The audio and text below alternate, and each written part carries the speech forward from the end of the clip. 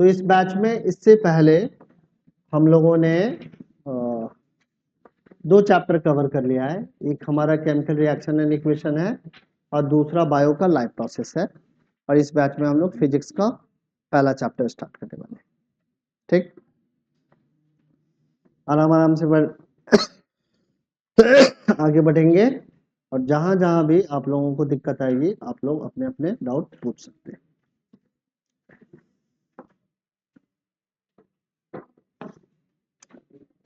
तो लाइट में जो हमारा लाइट चैप्टर है, नया जो बुक है उसमें चैप्टर नंबर 9 है।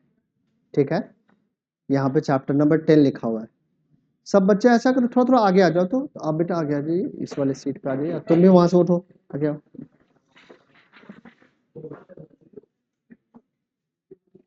आप यहाँ बैठो। ठीक है, तो लाइट में 10th क्लास में 2 फेनोमेनन हैं जिनके बारे में हमें स्टडी करना है। एक स्टडी करना है रिफ्लेक्शंस के बारे में और दूसरा हमारा जो है फेनोमेनन वो है रिफ्रैक्शंस। तो अभी सबसे पहले हम लोग रिफ्लेक्शंस के बारे में समझने वाले हैं। उसके पहले थोड़ा सा लाइट के बारे में बेसिक इंफॉर्मेशन समझेंगे। ठीक है, तो जो पहला स्लाइड है इसमें बेसिक इंफॉर्मेशन है लाइट के रिगार्डिंग। इसके बाद हम लोग रिफ्लेक्शंस के बारे में समझेंगे। तो लाइट के बारे में जो सबसे बेसिक इंफॉर्मेशन है, it is a form of energy. ये एनर्जी का क्या है, एक फॉर्म है। And it helps us to see the object. ये ऑब्जेक्ट को सी करने में क्या करता है, देखने में हमें मदद कर देता है। कैसे मदद देता है, तो अगर यहाँ पे आपका एक लाइट सोर्स है, ठीक है, यहाँ पे एक लाइट सोर्स है आप मान लो, और यहाँ पे कोई एक ऑब्जेक्ट है, ठीक है, यहाँ पे एक ऑब्जेक्ट और यहाँ पे ऑब्जर्वर का आई। तो यहाँ से लाइट की बहुत सारी रे निकलती है और इस ऑब्जेक्ट पे क्या करती है, इस तरीके से फॉल करती है। ठीक है, फॉल कर गई और यहाँ से फॉल करने के बाद फिर से रिफ्लेक्ट होती है और रिफ्लेक्ट होके ऑब्जर्वर की आई तक जाती है और इस तरीके से ऑब्जर्वर क्या है, इस ऑब्जेक्ट को देख पाता है। समझ में आई बात? तो इस तरीके से लाइट हमें इनेबल करती है कि कोई भी अगर ऑब्जेक्ट कहीं पर रखा है तो आप देख सकते हो। अब क्या है, ऐसा सिचुएशन हो सकता है कि यहाँ पे एक ट्रांसपेरेंट ऑब्जेक्ट हो और सारी की सारी लाइट क्या हो, इसके आर पार चली जाए। तो क्या ये ट्रांसपेरेंट ऑब्जेक्ट इस ऑब्जर्वर के थ्रू दिखेगा? नहीं दिखेगा। ऑब्जर्वर को लगेगा कि यहाँ पे कोई भी ऑब्जेक्ट रखा ही वहां नहीं है, या इस रास्ते में आपको कोई ऑब्स्टिकल डाल दे जहां से यहाँ से जो रिफ्लेक्टेड रे आपके आई तक नहीं पहुंच पाए, तब भी आप इस ऑब्जेक्ट को नहीं देख पाएंगे। तीसरा सिचुएशन ये है कि आप लाइट सोर्स को ही डिसअपियर कर, लाइट सोर्स है ही नहीं, तब भी क्या ये इस ऑब्जेक्ट को आप देख पाएंगे? नहीं देख पाएंगे। सो हर एक सिचुएशंस में आप देख रहे हैं लाइट सोर्स का होना क्या है, एसेंशियल है। अगर इस कमरे में मान लो कि जितने भी ऑब्जेक्ट है, क्यों देख पा रहे हो, क्योंकि यहाँ पे लाइट सोर्स की अवेलेबिलिटी है। सिर्फ आंखों का होना ये निश्चित नहीं कर पाता है कि आप चीजों को देख पाएंगे या नहीं देख पाएंगे। लाइट का होना ये इंश्योर करता है कि किसी भी ऑब्जेक्ट को आप देख पाओगे या नहीं देख पाओगे। ठीक है, अब क्या कह रहा है, when light falls on the object, जब लाइट ऑब्जेक्ट पे फॉल करती है, किसी भी ओपेक ऑब्जेक्ट पे फॉल करती है, इट रिफ्लेक्ट्स द लाइट। ये लाइट को क्या कर लेगी, रिफ्लेक्ट कर देगी। अगर आपके पास एक ट्रांसपेरेंट ऑब्जेक्ट भी है तो ऐसा नहीं होगा कि 100% लाइट रे इसके आर पार चली जाएगी, कुछ ना कुछ लाइट की रे जरूर बाउंस बैक कर जाती है, क्योंकि आइडियली कोई भी ट्रांसपेरेंट ऑब्जेक्ट है नहीं हमारे पास। हम लोग किसी भी ऑब्जेक्ट को ट्रांसपेरेंट इसलिए कह देते हैं क्योंकि मैक्सिमम ऑफ लाइट, रे ऑफ लाइट इसको क्या करती है, क्रॉस कर जाती है। सो किसी भी शाइनी ऑब्जेक्ट पे अगर लाइट पड़ती है तो क्या होगा कि मान लो कि यहाँ पे एयर है और इस मीडियम से एक लाइट रे ट्रेवल करती हुई आई और इस ऑब्जेक्ट पे पड़ी, तो इस ऑब्जेक्ट से ये क्या करेगी, बाउंस बैक कर जाती है। और इसी फेनोमेनन को हम लोग रिफ्लेक्शन ऑफ लाइट कहते हैं। और ये जो रे ऑफ लाइट है इसको कहेंगे रिफ्लेक्टेड रेज या रिफ्लेक्टेड लाइट। समझ में आई बात? अब क्या है, लाइट अगर एक ही मीडियम में ट्रेवल करेगी तो it travels always in straight line path. ये हमेशा ही स्ट्रेट लाइन पाथ में ये ट्रेवल करती है अगर मीडियम चेंज नहीं होता है। बट लाइट एक मीडियम से अगर दूसरे मीडियम में चली जाए तो अगर लाइट एयर से वाटर में जा रही है तो मान लो कि इस तरीके से यहाँ पे ऊपर में एयर है और नीचे में वाटर है, तो ये अपने एक्चुअल पाथ से क्या होगी, बेंड कर जाएगी, और इस फेनोमेनन को हम लोग रिफ्रैक्शंस ऑफ लाइट कहते हैं। ठीक है, एक फेनोमेनन है reflection of light. So reflection of light में जब भी लाइट की रे किसी भी ऑब्जेक्ट पे फॉल करती है तो बाउंस बैक कर जाती है उसी मीडियम में, और इसी फेनोमेनन को हम लोग रिफ्लेक्शन कहते हैं। बट अगर लाइट एक ट्रांसपेरेंट मीडियम से दूसरे ट्रांसपेरेंट मीडियम में ट्रेवल कर रही है तो अपने एक्चुअल पाथ से बेंड कर जाती है, और इस फेनोमेनन को हम लोग क्या कहते हैं, रिफ्रैक्शंस कहते हैं, और जिसके बारे में रिफ्लेक्शन और रिफ्रैक्शंस के बारे में हमें डिटेल में स्टडी करना है। और भी बहुत सारे फेनोमेनन है लाइट के, जैसे डिस्पर्सन ऑफ लाइट है जिसके कारण रेनबो का फॉर्मेशन होता है, ठीक है ना, शैडो फॉर्मेशन है, ट्विंकलिंग ऑफ स्टार है, अपरेंट पोजीशन ऑफ स्टार है, ये सारे के सारे जो फेनोमेनन है, इवेंट है, ये लाइट के ही डिफरेंट इफेक्ट के कारण ऐसा होता है, जिसके बारे में हम लोग वन बाय वन स्टडी करेंगे। तो दो फेनोमेनन जो है हमारा रिफ्लेक्शन और रिफ्रैक्शन, उसके बारे में इस चैप्टर में ही है डिस्कशन, और बाकी जो फेनोमेनन है उनके बारे में हम लोग डिस्कस करेंगे इसके अगले चैप्टर में। यहाँ पे दो फेनोमेनन को यहाँ पे दिखाने का ट्राई किया है, एक है रेनबो फॉर्मेशन, और ये rainbow formation dispersion of light के कारण हो रहा है, और यहाँ पे हमने एक टम्बलर में, ठीक है, एक ट्रांसपेरेंट हमारे पास टम्बलर है, ग्लास है, और इसमें वाटर डाला है, इसमें हमने स्ट्रॉ डाला है, तो स्ट्रॉ का बेसिकल ओरिजिनल पोजीशन ये है, बट रिफ्रैक्शंस के कारण ये स्ट्रॉ का जो पार्शियल हिस्सा जो पार्शियली इमर्ज्ड है इन वाटर में, ये थोड़ा सा क्या दिख रहा है, नीचे की तरफ दिख रहा है। समझ में आई बात है? तो इनके बारे में हमें इसके बारे में ज़्यादा डिटेल में स्टडी करना है, और इस फेनोमेनन के बारे में हम लोग बाद में अगले चैप्टर में डिस्कस करेंगे। सो सबसे पहले हम लोग पढ़ने वाले हैं रिफ्लेक्शन ऑफ लाइट के बारे में। ठीक है, कहीं भी नहीं समझ में आएगा आप मेरे से क्वेरी कर लेना, अभी पूरा का पूरा ध्यान यहाँ पे रहना चाहिए, और यहाँ पे अगर कुछ भी नहीं समझ में आ रहा है तो मेरे से पूछ लेना। ग्रुप में ये स्लाइड्स में शेयर कर दूंगा, बट इस स्लाइड को धीरे धीरे करके आपको लिख लेना है, इसको सिर्फ और सिर्फ सॉफ्ट कॉपी में मोबाइल में पड़े रहने नहीं देना है, ये आपकी रिस्पॉन्सिबिलिटी बनती है कि धीरे धीरे करके डाइजेस्ट कर करके 3-4 स्लाइड को आप पहले पढ़ो समझो, अगर दिक्कत आती है तो मेरे से पूछो फिर लिखो। ठीक है, स्टेटमेंट पढ़ पढ़ के लिखो, ऐसे लिखो कि फिर उसको एग्जामिनेशन में भी लिख पाओ। सिर्फ पर्पस इतना नहीं है कि नोट्स आपका कंप्लीट हो जाए, पर्पस ये है कि नोट्स भी कंप्लीट हो और इक्वली आप सीखते भी चलो, ये पर्पस है। ठीक है, तो नोट्स आंख बंद करके नहीं लिखना है, ये कोई आपका ऐसा वर्क नहीं है जिसको आपको कॉम्प्लायंस करके मेरे को सबमिट करना है। इसका कॉम्प्लायंस ऐसे होना चाहिए कि आप एग्जामिनेशन में भी क्या कर सको, परफॉर्म कर सको। और ट्यूशन में जो भी कॉम्प्लायंस है, कोई भी काम कंप्लीट करके हमें सबमिट करना है, उस सब का एक ही उद्देश्य है कि आप एग्जामिनेशन में अच्छा करो, और इसके लिए जो जो एसेंशियल चीजें हैं वो आपको करनी चाहिए। कोई खाना पूरी करने वाला कोई भी काम यहाँ पे नहीं करना है कि नोटबुक को बहुत सजा रहे हैं, ये कर रहे हैं, वो कर रहे हैं। हाँ, बट स्टेटमेंट खूब लिखना है, खूब सारे, यानी कि हर एक दिन 20-30 पन्ने का लिखने का प्रैक्टिस होनी चाहिए, क्योंकि आपका जो बोर्ड पेपर है उसमें एलोबरेशन है, लिखना पड़ता है। ठीक है ना, आप लिखोगे तभी मार्क्स मिलेंगे। ठीक है, तो लिखने की प्रैक्टिस करो, मैथ्स बनाओ, जो भी कॉम्प्रिहेंशन को भी सॉल्व करने का ट्राई किया करो, ये सब आप करोगे तो नो डाउट आपका रिजल्ट अच्छा होगा। ठीक है, तो यहाँ पे जो भी चीजें करनी है वो इस तरीके से करनी है कि आपका रिजल्ट थोड़ा सा इम्प्रूव हो, और इस पर्पस के साथ ट्यूशन को ज्वाइन करना है। ठीक है, सो रिफ्लेक्शन ऑफ लाइट क्या है? तो रिफ्लेक्शन ऑफ लाइट के बारे में कह रहा है कि when light falls on a highly polished surface like a mirror, the most of the light is sent back into the same medium, and this process is called reflection of light. अगर light किसी भी polished object पे पड़ती है, जैसे कि यहाँ पे मैंने ये पॉलिशिंग कर दी, तो मोस्ट ऑफ द लाइट क्या हो जाती है, बाउंस बैक कर जाती है। जैसे एक रे ऑफ लाइट ऐसे करके आ गई, ये ऐसे करके बाउंस बैक कर गई। सो इसी बाउंसिंग बैक ऑफ लाइट को हम लोग क्या कहते हैं, रिफ्लेक्शन ऑफ लाइट कहते हैं। और रिफ्लेक्शन सबसे ज्यादा कब होगा, जब आपका ऑब्जेक्ट पॉलिश्ड, सरफेस क्या हो, स्मूथ, पॉलिश्ड हो, तो रिफ्लेक्शन की पॉसिबिलिटीज क्या है, बढ़ जाएगी। आपका अगर रफ सरफेस है, ठीक है, शाइनी नहीं है, तो वहां पे लाइट का एब्जॉर्प्शन भी होगा और रिफ्लेक्शन भी होगा। बट अगर आपका ऑब्जेक्ट पॉलिश्ड है तो मोस्ट ऑफ द लाइट क्या होगी, रिफ्लेक्ट बैक करेगी और कुछ पोर्शन ऑफ लाइट क्या हो जाएगी, एब्जॉर्ब हो जाएगी।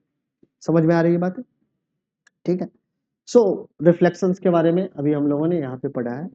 दूसरा जो टॉपिक है वो है laws of reflection of light. So इस लॉ के बारे में आपने बचपन में भी पढ़ाई कर रखी, या कह सकते हैं रिफ्लेक्शंस के बारे में भी आपने 8th क्लास में पढ़ रखा है। पूरा ध्यान चाहिए, नाखून नहीं ट्रिम करना है दांत से, ठीक है। सो लॉज ऑफ रिफ्लेक्शंस के बारे में हम लोगों ने बचपन में भी पढ़ा है, याद भी होगा, अभी हम लोग फिर से रिकॉल करते हैं। तो लॉज ऑफ रिफ्लेक्शन को समझने के पहले दो चीजें समझना जरूरी है, एक है एंगल ऑफ इंसिडेंस और दूसरा है angle of reflection.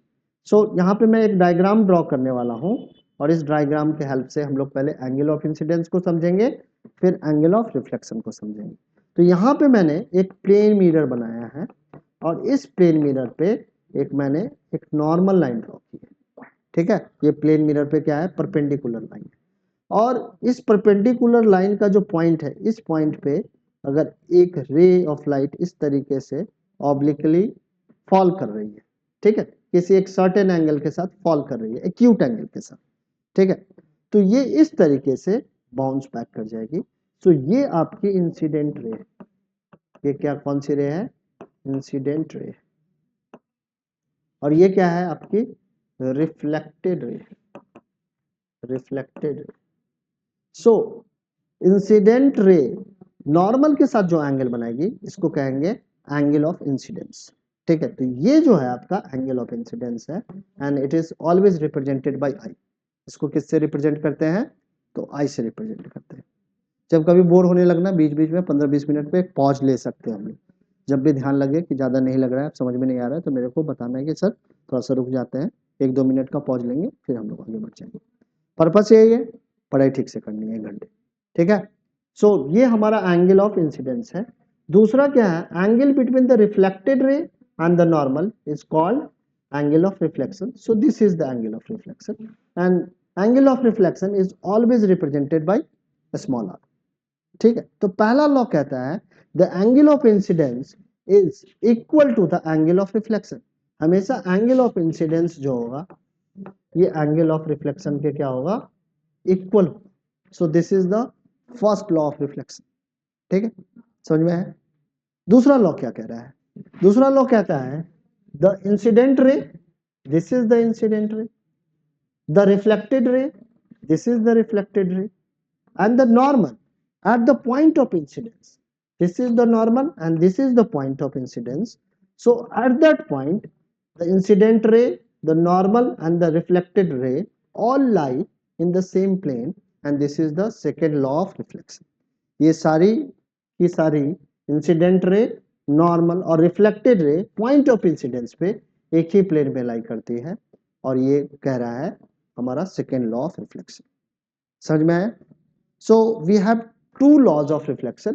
First, in the first one, the angle of incidence is equal to the angle of reflection, and in the second one, the incident ray, the reflected ray, and the normal at the point of incidence all lie in the same plane. समझ में आया? So these are the two laws of reflection. ये तुम्हारे दो law है reflection के। समझ में आ गई बातें? किसी को कोई कंफ्यूजन है यहाँ तक तो बताइए, अगर नहीं है तो फिर आगे बढ़ेंगे। कोई दिक्कत है? गुंजा समझ में आ रहा है आपको? स्नेहा, रोहित, सम्राट, सौर्या, आपका क्या नाम है? एलन, ठीक है, एलन समझ में आ रहा है? चलो ठीक, तो आगे बढ़ते हैं और अगली स्लाइड पे चलते हैं। तो अगली स्लाइड में भी वही उसी दोनों ही लॉ को समझाया गया यहाँ पे। अब हम लोग आगे बढ़ते हैं। अब जो अगला टॉपिक है वो image formed by a plane mirror. Plane mirror के थ्रू किस तरीके का इमेज फॉर्म किया जाएगा इसके बारे में बात करते हैं। यहाँ पे हम लोगों ने प्लेन मिरर के थ्रू जो भी इमेज बन रहा है उसके कैरेक्टरिस्टिक्स के बारे में बात की है। तन्मय आपको समझ में आ रहा है कि नहीं? ऑनलाइन कोई भी प्रॉब्लम होगी तो पूछ लीजिएगा, ठीक है ना? ठीक। सो अभी हम लोग पढ़ने वाले हैं image formed by a plane mirror. Plane mirror के थ्रू किस तरीके का इमेज फॉर्मेशन होता है इसके बारे में पढ़ने वाले हैं। प्लीज मोबाइल नहीं चलाना है इस ड्यूरेशन में।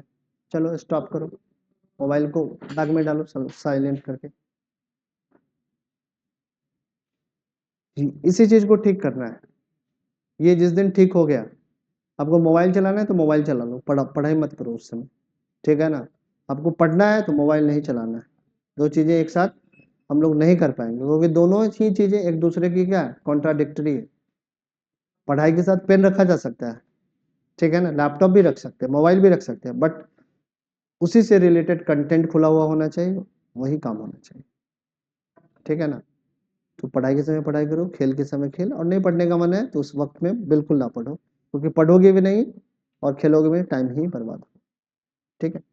सो देखो क्या कह रहा है, image formed by a plane mirror. So plane mirror के थ्रू जो इमेज फॉर्म्ड होगा वो इरेक्ट होगा। इरेक्ट का मतलब क्या है, सीधा, ठीक है, सीधा हो।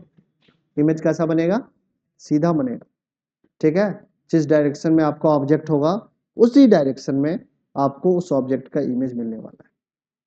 समझ में आई बात है या नहीं आ रही है? नहीं आने पे पूछ लेना है। दूसरा कह रहा है the image is same size as the object. जो इमेज का साइज होगा वो ऑब्जेक्ट के साइज के ही इक्वल होगा। जो ऑब्जेक्ट का साइज होगा उसी साइज का इमेज आपको मिलने वाला है, अगर आपने प्लेन मिरर में इमेज फॉर्मेशन किया है।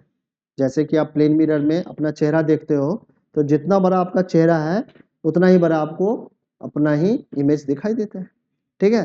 तो प्लेन मिरर के थ्रू हमेशा ही सेम साइज का इमेज मिलने वाला है। हाँ जी, कितना भी छोटा हो, मिरर के साइज पे नहीं डिपेंड करता है कि ऑब्जेक्ट का साइज छोटा होगा या बड़ा हो। मिरर आपका इतना ही बड़ा क्यों नहीं हो, इतना बड़ा अगर मिरर है तो आपका बॉडी, पूरे बॉडी का इमेज नहीं बनाएगा, कुछ पोर्शन का बनाएगा। बट इमेज का साइज हमेशा ही उतना ही होगा। जैसे मान लो नाक का ही इमेज बना, तो नाक जितनी बड़ी है उतना ही बड़ा आपका नाक का इमेज बनेगा। बड़ा होने से क्या होगा, इतना बड़ा ये मिरर लगा दोगे तो पूरे बॉडी का इमेज बना देगा, इतना छोटा बनाओगे तो चेहरे का ही लगाएगा, और दूर जाते जाओगे तो ज्यादा, यानी कि आपका बॉडी कवर कर लेगा, यही होगा। But size of image change होने वाला नहीं, चाहे मिरर का साइज आप कुछ भी ले लो, प्लेन मिरर इतना बड़ा ले लो या प्लेन मिरर इतना बड़ा ले लो, ठीक है। ज्यादा बड़ा इमेज होगा, मिरर होगा, तो आपका पूरा इमेज बन जाएगा, पार्शियली बनेगा, छोटा होगा तो पार्शियली बनेगा, यही होगा ना, ठीक है। तो दूसरा समझ में आ गया, दूसरा इंफॉर्मेशन। अब तीसरा क्या कह रहा है, the image at the same distance from the mirror as the object is in the front of it. तो प्लेन मिरर, मान लो कि ये प्लेन मिरर है, तो प्लेन मिरर के फ्रंट में मान लो कि इसका ये प्रिंसिपल एक्सिस है, और यहां पे आपने ऑब्जेक्ट को रखा है, तो कह रहा है कि जितने डिस्टेंस पे, मान लो कि ये 10 सेंटीमीटर है, तो उतने ही 10 centimetre back of the mirror आपका इस ऑब्जेक्ट का इमेज मिलने वाला है। इसका भी डिस्टेंस कितना होगा back of the mirror, 10 centimetre ही होगा। और यही इस स्टेटमेंट में लिखा हुआ है, the image at the same distance from the mirror as the object is in the front of it, ठीक है। चौथा क्या कर रहा है, इमेज इज वर्चुअल। जो इमेज मिल रहा है वो इमेज क्या है, बैक ऑफ द मिरर है। अब बैक ऑफ द मिरर जो ये स्पेस है ये हमारा रियल नहीं है, ये क्या है, वर्चुअल स्पेस है। सो यहाँ पे इमेज क्या मिल रहा है आपको, वर्चुअल मिल रहा है, काल्पनिक बन रहा है।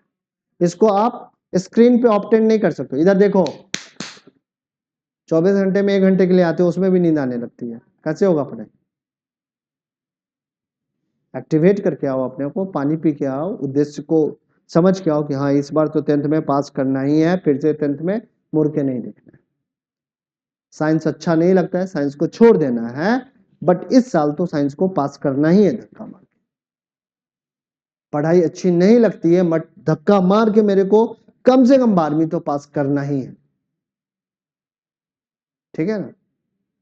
अगर आप आइडियलिस्टिक नहीं हो सकते तो प्रैक्टिकल तो बनो, ठीक है ना। प्रैक्टिकल अप्रोच ये कहता है कि 10वीं फेल कर जाना आपको लाइफ में नीचे ले जाएगा, और 10वीं पास करना आपके लिए नई पॉसिबिलिटीज ओपन करेगा।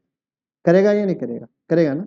तो हमें 10वीं पास करने का हर एक संभव प्रयास करना चाहिए, और जब 10वीं पास करने का आप संभव प्रयास कर रहे हो तो अच्छे से पास करने का ट्राई करो, कि वो मार्क्स आप यूज कर सको, आपको इतना कम ना आ जाए कि छिपाना पड़ जाए। आप इतना या इतना मेहनत कर लो कि जितना भी मार्क्स आए उसको आप बोल सको, हिम्मत आप में आ जाएगी कि ये जो 33% मार्क्स है या 40% मार्क्स है, मेरे अर्न किए हुए मार्क्स है, ना कि चोरी से लाए गए मार्क्स।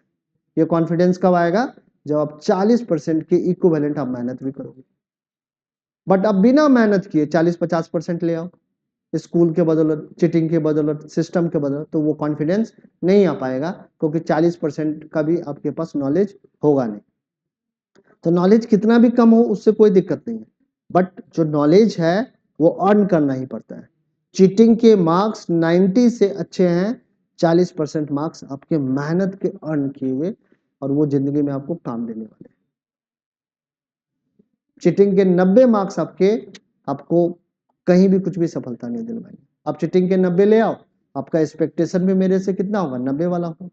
मैं ऐसे प्रॉब्लम पुट अप करूंगा कुछ, मान लो कि 10वीं के लेवल पे आप जॉब लेने ही चले गए और आपने देखा कि 90% मार्क्स, तो मेरा एक्सपेक्टेशन आपसे ज्यादा अच्छा होगा। तो मैंने क्वेश्चन भी वैसे ही पूछने हैं आपसे, पूछूंगा या नहीं पूछूंगा। आपने दिखाया कि 40% आए हैं सर, तो मेरे को मालूम है कि थोड़ा सा वीकर, मैं सिंपल टाइप के क्वेश्चन पुट अप करूँ, तो आपने वो चीटिंग वाले 90 वाले आपका साथ नहीं देंगे, क्योंकि आपको इंटरव्यू में वो थ्रो कर देगा। बट 40 वाले में ये मालूम है कि ईमानदार बंदा है, 40% लाया है, तो 40% की एबिलिटी भी है, ईमानदारी से आगे बढ़ सकता है, इसको जॉब अपॉर्चुनिटी दिया जा सकता है। ठीक है, और हर एक बेईमान आदमी को भी ईमानदार बंदा ही चाहिए, नहीं चाहिए क्या? कोई दुकानदार, अगर दुकानदार वाला बेईमान भी होगा ना, तो कहेगा मेरे को एम्प्लॉय कैसे चाहिए, ईमानदार चाहिए। ईमानदार आदमी की हमेशा ही पूछ होती है, क्योंकि ईमानदार आदमी प्रोडक्टिव होगा, वो ईमानदारी से काम करेगा, तो धीरे धीरे आपका शॉप हो, दुकान, जो भी कुछ हो, इंडस्ट्री हो, वो धीरे धीरे आगे बढ़ेगा। बट एक बेईमान आदमी आ जाए आपकी इंडस्ट्री में तो चौपट हो जाएगा सब। ठीक है, तो ईमानदारी से पढ़ो। ठीक है, सो इमेज कैसा होगा, वर्चुअल होगा, it can not be obtained on screen, ये स्क्रीन पे ऑब्टेन्ड नहीं होगा। पांचवा कैरेक्टरिस्टिक्स क्या कह रहा है, the image is laterally inverted. अब एक वर्ड है लेटरली इन्वर्टेड, इसका मतलब क्या है, लेटरल इन्वर्जन।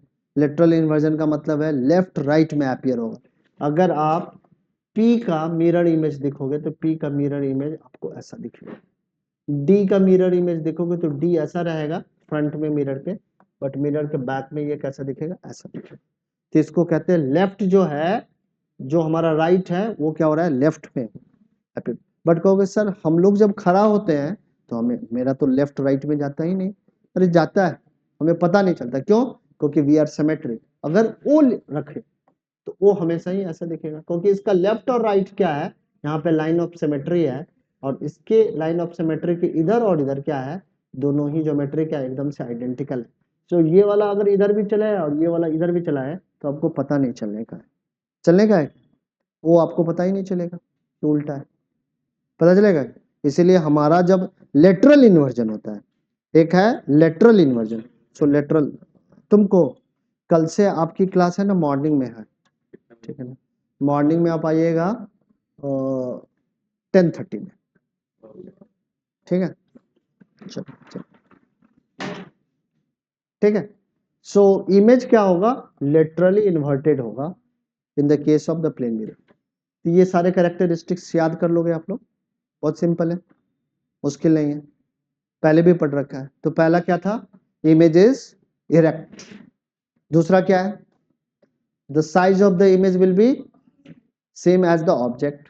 तीसरा क्या है, the distance of the image of the object from the mirror will be same as the object placed in the front of the mirror. So this is the third characteristic. Fourth क्या कह रहा है, हाँ, you will get the virtual image, you will get the virtual image, that means that you cannot obtain the image on the screen, screen पे आपको image नहीं obtain कर पाओगे। और सबसे लास्ट वाला क्या है, you will get the laterally inverted image। ठीक है, याद हो जाएगा, एक बार रिवाइज करोगे, थोड़ा सा रिकॉल करोगे, आंख बंद करके चीजें क्लियर हो जाएगी, याद कर लो, याद कर लेना है। हो सकता है कि क्वेश्चन आ जाए, write down the characteristics of the image formed by the plane mirror, तो उसमें यही आंसर लिखना पड़ेगा कि there are following characteristics of the image formed by the plane mirror, और ये सारी चीजें लिख देंगे। ठीक है, समझ में आया, आगे बढ़े। अब ये सारा एक्सप्लेनेशन है, अब हमें पढ़ना है डिटेल में स्फेरिकल मिरर के बारे में। ठीक है, अभी हम लोगों ने किसके बारे में पढ़ा, प्लेन मिरर के बारे में, अब पढ़ना है स्फेरिकल मिरर। तो स्फेरिकल मिरर किसी हॉलो स्फीयर के कारण बना है। किसके कारण बना है? Hollow sphere. स्फीयर का मतलब होता है 3 डायमेंशनल गोला, जैसे कि बॉल, जैसे कि संतरा। बट ये संतरा कैसा होना चाहिए? अंदर से खोखला, सिर्फ छिलका छिलका है। जैसे कि बॉल होता है जिसमें हवा भरा भरा होता है, वो समझ लो कि हमारा स्फेरिकल हॉलो स्फीयर है। अब उस हॉलो स्फीयर को अगर काटे, संतरे का छिलका आप उतारे, तो आपको कटोरी जैसा इमेज मिलेगा। कटोरी जैसा आपको कोई भी ज्योमेट्री मिलेगा, मिलेगा कि नहीं मिलेगा? जैसे कि आपका चम्मच होता है, चम्मच आपका कैसा होता है? स्पून आपका ऐसा होता है ना, ठीक है। तो स्पून का ये वाला जो पार्ट है, ये आपका स्फेरिकल मिरर, अगर इधर पॉलिशिंग कर दें तो ये स्फेरिकल मिरर बन जाएगा। तो स्फेरिकल मिरर बेसिकली एक हॉलो स्फीयर का पार्ट होता है, ठीक है। समझ में आया? हॉलो स्फीयर का मतलब हॉलो गोला का पार्ट होता है, ठीक है। एक फुटबॉल का पार्ट होता है, ऐसे समझ लो, ठीक है। बट वो कैसा होना चाहिए? रिफ्लेक्टिंग होना चाहिए। उसका सरफेस कैसा होना चाहिए? रिफ्लेक्टिंग होना चाहिए। तो किसी हॉलो हमारा स्फेरिकल मिरर क्या है? तो spherical mirror is a curved mirror which is a part of the hollow sphere. जो क्या होगा? हॉलो स्फीयर का पार्ट होगा। अभी अभी हमें अपनी क्लास में 2 तरीके के स्फेरिकल मिरर के बारे में पढ़ना है, एक कॉनकेव मिरर, दूसरा कॉन्वेक्स मिरर। कॉनकेव मिरर कैसा होगा? तो इस तरीके का मिरर हमारा क्या कहलाएगा? कॉनकेव मिरर कहलाएगा, ठीक है। इसका जो रिफ्लेक्टिंग सरफेस है, इट इज कर्व्ड इनवर्ड। ये कर्व्ड इनवर्ड है, अंदर की तरफ है या नहीं है, ठीक है। बट अगर आप किसी हॉलो स्फीयर का इस तरीके का पार्ट लो और इसको अंदर से पॉलिश कर लो, तो इसका जो रिफ्लेक्टिंग सरफेस है, इट इज कर्व्ड आउटवर्ड। ये बाहर की तरफ क्या है? उभरा हुआ है। ये अंदर की तरफ क्या है? धसा हुआ है, इसका रिफ्लेक्टिंग सरफेस। तो इस तरीके के मिरर को हम लोग, ये वाला हमारा कॉनकेव है, ये हमारा कॉनकेव है, और ये जो हमारा मिरर है, ये क्या है? कॉन्वेक्स है। समझ में आया? ये कॉनकेव, ये कॉन्वेक्स। समझ में आ रहा है या नहीं आ रहा है? अब कॉनकेव मिरर में एक कैरेक्टरिस्टिक्स पाया गया। क्या कैरेक्टरिस्टिक्स पाया गया वो जरा समझते हैं। अब यहाँ पे ये जो मिरर है कॉनकेव है, और इस कॉनकेव मिरर में अगर कोई पैरेलल रे फॉल कर रही है इस तरीके से, ये सारी की सारी रे क्या है? इंसिडेंट रे है, और सारी की सारी पैरेलल क्या है? एक दूसरे के पैरेलल है। सो आप देखोगे कि सारी की सारी जो पैरेलल रे है, ठीक है, ये रिफ्लेक्शंस के बाद सारी की सारी रिफ्लेक्टेड रे एक ही पॉइंट से होके जाएगी। ये कैरेक्टरिस्टिक्स आपको किस में मिलेगा? कॉनकेव में मिलेगा। और इसी कैरेक्टरिस्टिक्स को हम लोग कहते हैं कन्वर्जिंग ऑफ रे ऑफ लाइट। इसको क्या कहते हैं? कन्वर्जिंग ऑफ रे ऑफ लाइट। इसीलिए कॉनकेव मिरर को हम लोग कन्वर्जिंग मिरर भी कहते हैं। बट अगर आपके पास कॉन्वेक्स मिरर है, तो इसमें जितने भी पैरेलल रे ऑफ लाइट होगी, वो रिफ्लेक्शन के बाद क्या हो जाएगी? डाइवर्ज कर जाएगी। रिफ्लेक्शंस के बाद अलग अलग डायरेक्शंस में चली जाएगी, ठीक है ना। ये क्या हो रहा था कि अलग अलग डायरेक्शन से तो आ रही थी, बट ये एक ही पॉइंट पे मीट कर रही थी, बट ये एक पॉइंट पे मीट नहीं करेगी आगे जाने पे, ये इस तरीके से आगे की तरफ चली जाएगी।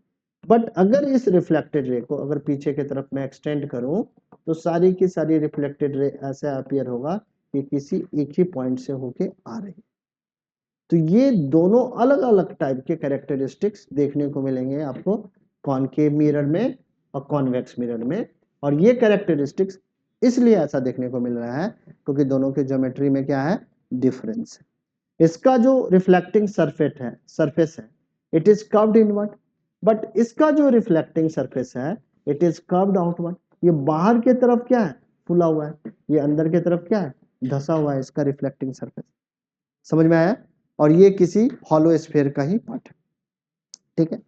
अब मिरर को और अच्छे तरीके से समझने के लिए इसके कुछ स्पेसिफिक टर्म्स के बारे में समझना जरूरी है।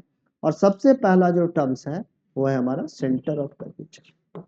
क्या है? सेंटर ऑफ कर्वेचर, ठीक है। तो सेंटर ऑफ कर्वेचर के बारे में समझते हैं। अब जो हमारा स्फेरिकल मिरर, वो किसी न किसी स्फीयर का पार्ट होगा। मान लो कि ये एक स्फीयर है, ठीक है। अब यहां से मैंने ऐसे करके काटा इसको, और यहां से ऐसे करके इसको पॉलिशिंग कर दी मैंने, तो ये मैंने इस हॉलो स्फीयर के हेल्प से एक कॉनकेव मिरर बना लिया, ठीक है। अब इस हॉलो स्फीयर का कहीं ना कहीं सेंटर भी होगा, अगर हॉलो बॉल है तो उसका कहीं ना कहीं सेंटर होगा ना, तो ये जो सेंटर है इस मिरर का क्या कहलाएगा, सेंटर ऑफ कर्वेचर कहलाएगा। ये क्या कहलाएगा, centre of curvature, centre of curvature कहलाएगा, ठीक है। इसको सेंटर ऑफ कर्वेचर कहेंगे। So centre of curvature is the centre of the sphere of which mirror is a part. ये जो सेंटर ऑफ कर्वेचर है ये उस हॉलो स्फीयर का सेंटर है जिसका मिरर क्या है, एक हिस्सा है। और कोई पूछे कि what do you mean by centre of curvature, तो कहेंगे centre of curvature is the centre of the sphere of which mirror is a part, जिसका मिरर क्या है, एक हिस्सा है। और उसी सेंटर को हम लोग उस मिरर का क्या कहेंगे, सेंटर ऑफ कर्वेचर। कितने बच्चों को सेंटर ऑफ कर्वेचर समझ में आ गया, raise your hands. So center of curvature is not the center of the this mirror, it is the center of the sphere of which mirror is a part, जिसका mirror क्या है, एक हिस्सा है, ठीक है। इसी तरीके से रेडियस ऑफ कर्वेचर है, radius of curvature is the radius of sphere of which mirror is the part. Radius इसका क्या होगा, ये होगा, इस गोले का रेडियस क्या होगा, ये होगा। बट इस गोले से काट के अगर एक मिरर बना है तो इस मिरर के लिए ये रेडियस क्या कहलाएगा, रेडियस ऑफ कर्वेचर कहलाएगा। समझ में आई बात। अब चलते हैं पोल के ऊपर। पोल क्या है, pole is the centre of the spherical mirror. अगर एक स्फेरिकल मिरर है तो इस स्फेरिकल मिरर का कहीं ना कहीं तो सेंटर पॉइंट होगा ना, मिडिल पॉइंट होगा ना, इसी मिडिल पॉइंट को हम लोग क्या कहते हैं, पोल कहते हैं, ठीक है। समझ में आया। तो अगर आपके पास एक कर्व मिरर है, एक कर्व कॉनकेव मिरर है या कॉन्वेक्स मिरर है, इस तरीके का आपका कॉन्वेक्स मिरर है, तो यहां पे आपका पोल होगा और यहां पे सेंटर ऑफ कर्वेचर होगा। और इसके क्या होगा, यहां पे आपका पोल होगा और centre of curvature convex mirror के केस में यहां पे होगा, ठीक है। सो सेंटर ऑफ कर्वेचर और पोल के को मिलाने वाली लाइन को हम लोग कहते हैं principal axis. So principal axis is the straight line passing through the centre of curvature and the pole. Centre of curvature और पोल से पास करने वाली लाइन को हम लोग क्या कहेंगे, प्रिंसिपल एक्सिस। समझ में आ रही है बातें या नहीं आ रही है। तो हम लोगों ने यहाँ पे जो स्फेरिकल मिरर में जो टर्म्स यूज्ड हैं उनके बारे में यहाँ पे हमने उन्हें देखा है, और ये 4 अलग अलग टाइप के टर्म्स थे जिनको हमने समझने का ट्राई किया। पहले था सेंटर ऑफ कर्वेचर, तो centre of curvature is the centre of the sphere of which mirror is a part. Radius of curvature is the radius of a sphere of which mirror is a part. Pole is the center of the spherical mirror, and the principal axis is the straight line which joins pole and the center of curvature. समझ में आ रही बातें। आगे बढ़ते हैं और कुछ और भी पॉइंट्स को एक्सप्लोर करते हैं। तो अगला जो पॉइंट्स है प्रिंसिपल फोकस, और इन सारे पॉइंट्स में ये सबसे ज्यादा इंपॉर्टेंट पॉइंट्स है जिसको याद रखना है, ठीक है। समझ में आ रही है बातें। पानी का एक बोतल रखा करो आप लोग, गर्मी का दिन है, एक छोटा सा पानी का बोतल रखो और बीच बीच में क्लास के बीच में थोड़ा थोड़ा पानी पिया करो, ठीक है। इससे होगा कि आपका अटेंशन बरकरार रहेगा। तो फिर से जोर लगाएं, ठीक है। 10 मिनट की और भी क्लास है, फिर से जोर लगा के पढ़ना है, अभी 10 मिनट और। हाँ जी, हाँ। प्रिंसिपल एक्सिस क्या है, यहाँ पे ज्योमेट्री बना के समझा है। ये मान लो कॉनकेव मिरर है, पहले कॉनकेव मिरर में समझ लेते हैं। इस कॉनकेव मिरर का कहीं ना कहीं पोल होगा, तो ये मिडिल पॉइंट मेरे को ये लग रहा है, ये पोल हो गया। और ये जो आपका कॉनकेव मिरर है किसी न किसी गोले का पार्ट होगा, तो इस गोले का सेंटर मान लो कि यहाँ पे है। तो ये जो सेंटर है, ये जो सेंटर है, सेंटर और पोल को मिलाने वाली लाइन को हम लोग क्या कहेंगे, प्रिंसिपल एक्सिस कहेंगे ना। रेडियस हमारा तो अलग है, इसको ये डिस्टेंस को रेडियस कहेंगे, बट इस लाइन का नाम क्या है, रेडियस का क्या है, रेडियस का मतलब है this is the distance between C and P, but what is the name of this line. So this line has the name, क्या नेम है, principal axis. Principal axis is the name ठीक है ना, समझ में आई बात। अब चलते हैं प्रिंसिपल फोकस के बारे में। अब दोनों मिरर के लिए अलग अलग तरीके से प्रिंसिपल फोकस हमारा डिफाइन हो। तो कह रहा है कॉनकेव मिरर के कंसर्न में, यहाँ पे कॉनकेव मिरर एक बना लेते हैं फिर बताते हैं। ठीक है, ये आपका कॉनकेव मिरर है, ये कॉनकेव मिरर है, और ये कॉनकेव मिरर का ये हमारा क्या है, सेंटर पॉइंट है, मिडिल पॉइंट है, और ये प्रिंसिपल एक्सिस है, और यहाँ पे सेंटर ऑफ कर्वेचर है। सो सीपी हमारा क्या है, प्रिंसिपल एक्सिस है। सो इस कॉनकेव मिरर के प्रिंसिपल एक्सिस के पैरेलल जितनी भी रे ऑफ लाइट होगी, जो कि प्रिंसिपल एक्सिस के क्या है, पैरेलल है, सारी की सारी जो पैरेलल रे जो इंसिडेंट कर रही है कॉनकेव मिरर पे, ये रिफ्लेक्शन के बाद किसी एक स्पेसिफिक पॉइंट से होके जाएगी, और इसी स्पेसिफिक पॉइंट को हम लोग कहते हैं, जो कि प्रिंसिपल एक्सिस के ऊपर में है, इसको कहते हैं प्रिंसिपल फोकस। इसको कहेंगे principal focus of the concave mirror. ये कॉनकेव मिरर का क्या कहलाएगा, प्रिंसिपल फोकस कहलाएगा। एक बार डेफिनेशंस के गो थ्रू चलते हैं। सो इन ए कॉनकेव मिरर, और इसको देखते रहेंगे बैक ऑफ द ब्रेन, ठीक है। So in a concave mirror, this is the concave mirror, ये हमारा क्या है, कॉनकेव मिरर है। So in the concave mirror the ray of light parallel to the principal axis. So सारी की सारी ये जो रे ऑफ लाइट मैंने ड्रॉ की है, ये प्रिंसिपल एक्सिस के पैरेलल है, ये हमारी प्रिंसिपल एक्सिस है, इसके पैरेलल हमने ड्रॉ कर दी है, ठीक है। So after reflection meet at a point on the principal axis, reflection के बाद सारी की सारी क्या होती है, एक पॉइंट पे ही मीट करती है, और इसी पर्टिकुलर पॉइंट को we called as principal focus. समझ में आया या नहीं आया, फिर से एक बार देख लो। In a concave mirror rays of light parallel to the principal axis after reflection meet at a point on the principal axis called principal focus। ठीक, अब हम लोग दूसरा लेते हैं, दूसरे का समझते हैं। अब हमारे कॉन्वेक्स मिरर के भी प्रिंसिपल फोकस के बारे में समझना है। तन में आपको समझ में आ रहा है या नहीं आ रहा है, ठीक है, कहीं भी दिक्कत आएगी तो पूछ लोगे। ये हमारा क्या है, कौन सा मिरर है बताओ आप लोग, ये कॉन्वेक्स मिरर है, ये पोल है। कॉन्वेक्स मिरर का सेंटर ऑफ कर्वेचर ये होगा, ये इसकी प्रिंसिपल एक्सिस है। ये हमारा कौन सा मिरर है, तो कॉन्वेक्स मिरर है, ठीक है। ये प्रिंसिपल एक्सिस के पैरेलल हमने ये वाली रे ड्रॉ की, ये वाली रे ड्रॉ की, ये वाली रे ड्रॉ की, और ये वाली रे ड्रॉ की। अब ये सारी की सारी क्या हो जाएगी, तो सारी की सारी इस तरीके से रिफ्लेक्ट बैक होगी, यानी कि ऐसे होगी कि ये डाइवर्ज होगी, ये सारी की सारी क्या हो रही है, डाइवर्ज हो रही है कि नहीं, किसी भी एक पॉइंट की तरफ नहीं जा रही है, ये लग रहा है कि अलग अलग डायरेक्शंस में जा रही है। बट ये सारी रे को अगर हम लोग पीछे की तरफ एक्सटेंड करें तो ऐसे लगेगा, थोड़ा सा ठीक से इसको ड्रॉ करना पड़ेगा, ऐसे करके सारी की सारी रे लगेगी कि एक ही पॉइंट से, जितनी भी रिफ्लेक्टेड रे है सारी की सारी लगेगी कि एक ही पॉइंट से होकर आ रही है, और इसी पॉइंट को हम लोग क्या कहते हैं, principal focus of the convex mirror कहते हैं। देखते हैं डेफिनेशंस में क्या लिखा हुआ है। So in a convex mirror the ray of light parallel to the principal axis after reflection get diverged, after reflection get diverged, reflection के बाद क्या हो जाएगी, डाइवर्ज कर जाएगी, ठीक है ना। And appear to come from a point on the principal axis, and appear to come from a point on the principal axis behind the mirror called principal focus, और उसी पॉइंट को हम लोग क्या कहते हैं, प्रिंसिपल फोकस कहते हैं, ठीक है। समझ में आया या नहीं आ रहा है, नहीं आ रहा है तो पूछ लेना है।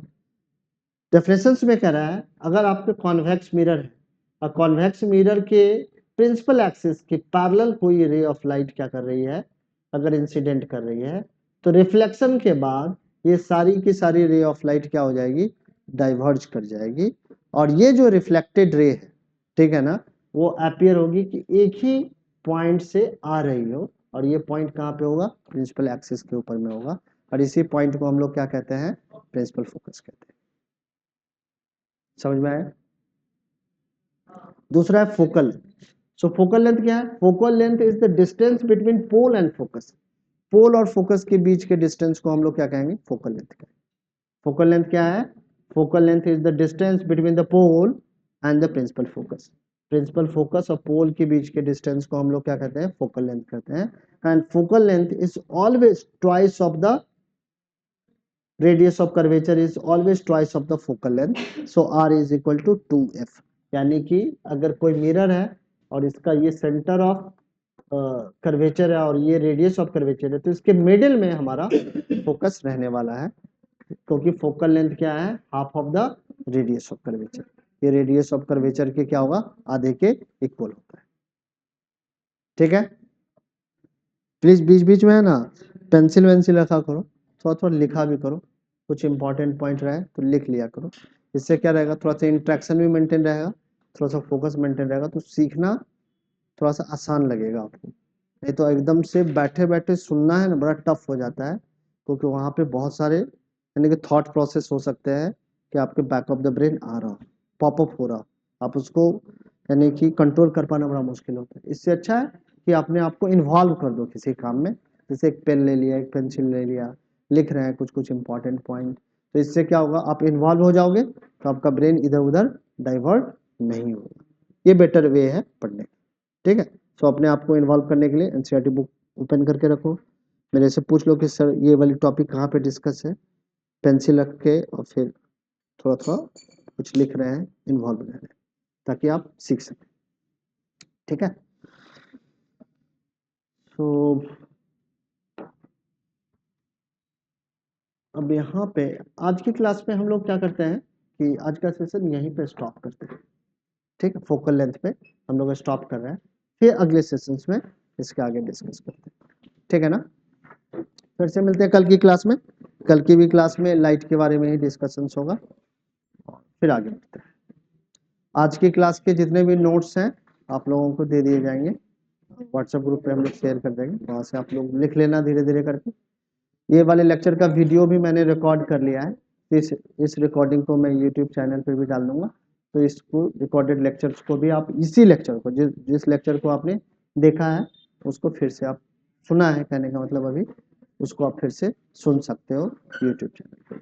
ठीक है ना, तो आज का सेशन हम लोग यहीं पे स्टॉप करते हैं, फिर से मिलते हैं कल के सेशन।